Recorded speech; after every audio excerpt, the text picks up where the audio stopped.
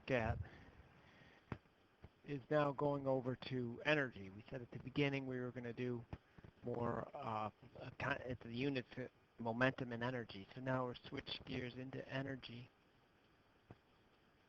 and this concept of work and energy. Okay.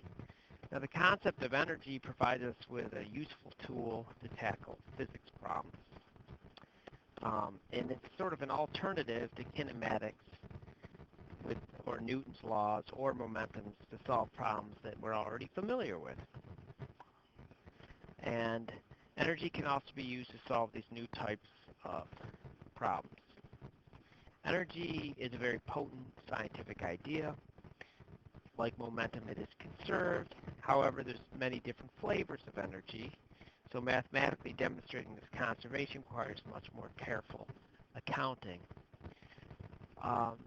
So, for example, you might get in your car and there's chemical energy in the breaking of bonds of the gasoline in the engine. Crank and turn the axle, which creates friction between the tire and the ground. You begin to move forward and go into kinetic energy. So that involves changes in types of energy.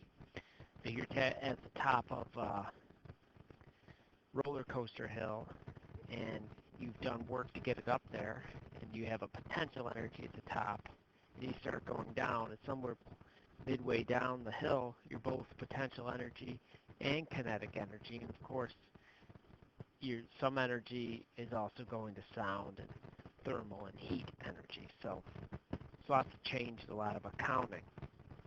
Energy itself is not really real in the tangible sense. It's an abstract model that conforms well to observations. Each form of energy has its unique mathematical expression, but each of these expressions are equivalent. The standard unit of electrical energy is identical to the standard unit of thermal energy or mechanical energy. Energy is allowed to change flavors during interactions and transfers.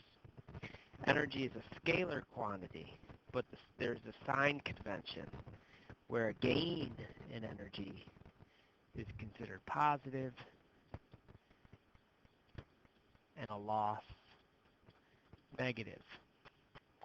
So there's many different flavors, from nuclear, chemical, electrical, mechanical, and in mechanical we have potential energy, gravitational potential energy, and kinetic energy.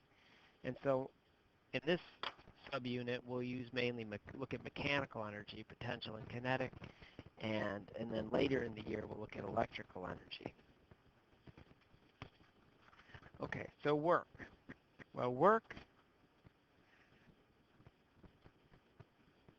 in the physics sense is the transfer of energy during an interaction.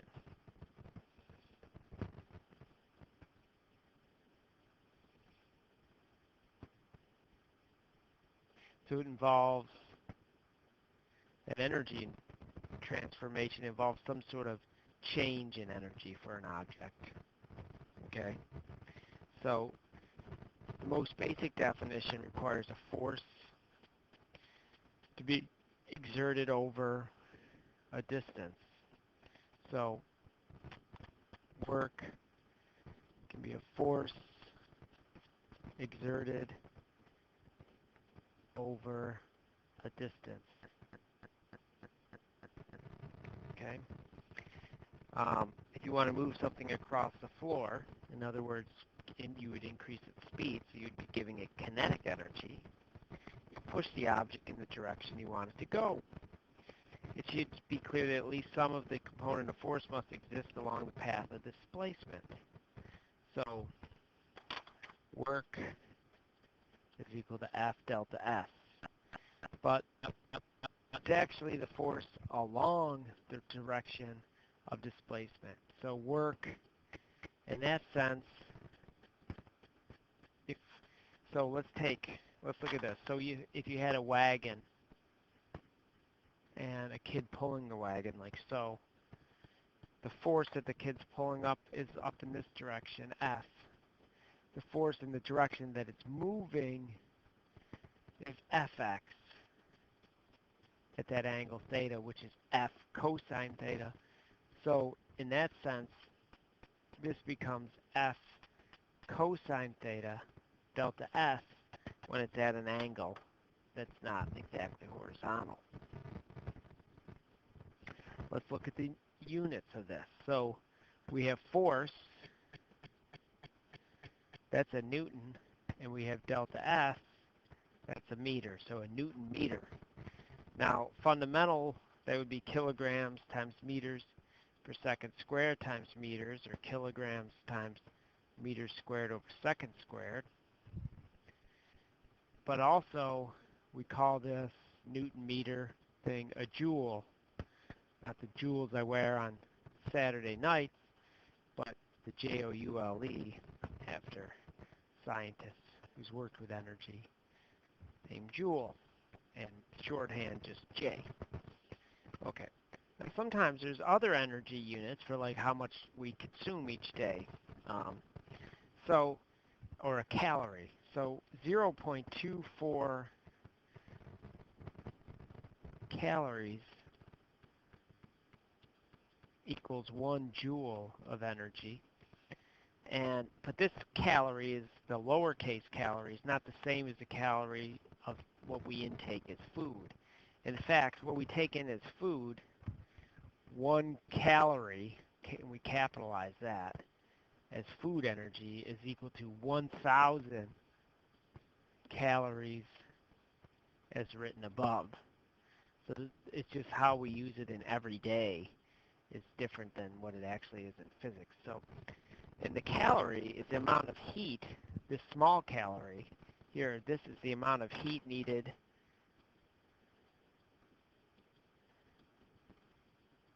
so heat energy that you'd have to put in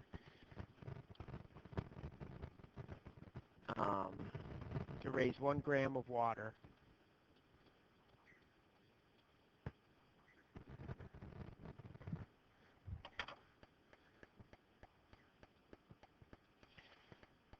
To raise 1 gram of water,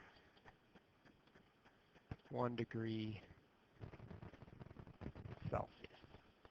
Okay, so for example, the average person should take in about 2,500 big calories per day. Now, as was shown, in fact, 1 big calorie is equal to 1,000 of the little calories. And then we also know that 0.24 calories is equal to 1 joule. So we can see that if we take 2,500 times 1,000, divide that by 0.24, we get 10,416,667 joules of energy we bring in each day. Okay, so let's look at some examples.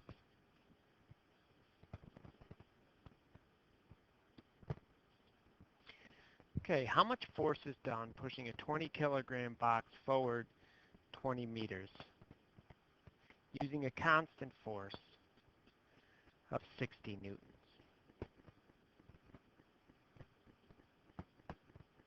So work is F delta S in this sense, and it's just equal to the 60 newtons times 20 meters.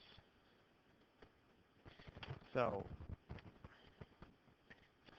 60 times 20 is 1,200 joules. So that's real simple. Just plug it in.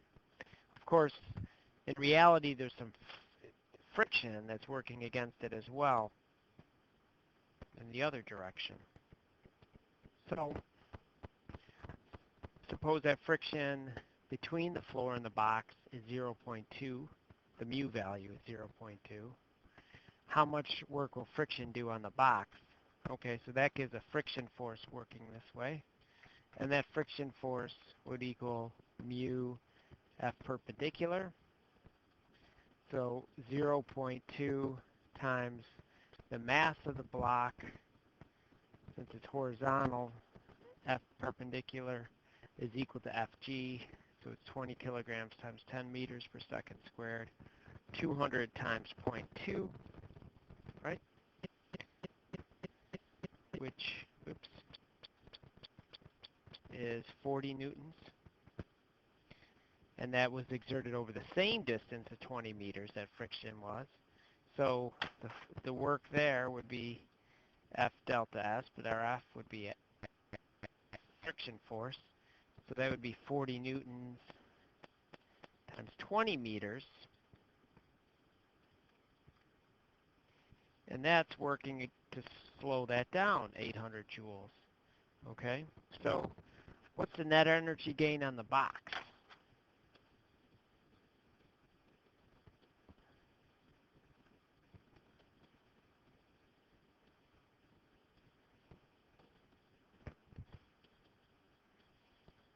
Well, it would be 1,200 joules in one direction minus 800 joules in the other direction, or 400 joules. Now we know if there's a net force on the box, then that's going to produce an acceleration and a change in velocity. And that change in velocity ends up being a kinetic energy as well. So we could look at what the kinetic energy of that would be. And we'll be getting to that shortly. So as another example, let's look at a trig example. Okay, so a young boy pulls his wagon by the handle with a force of 25 newtons. The handle is making an angle of 40 degrees with the ground. How much work does he do pulling the wagon forward 10 meters? So our wagon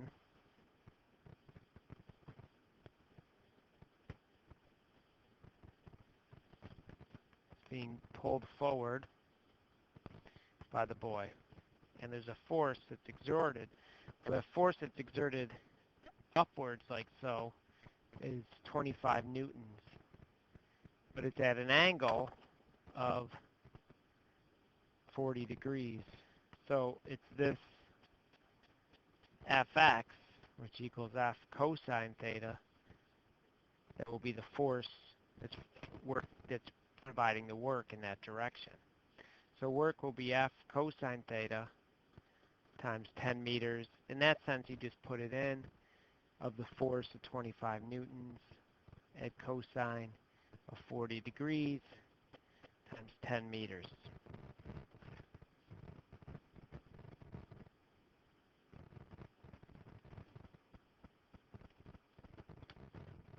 Or 191.5 joules.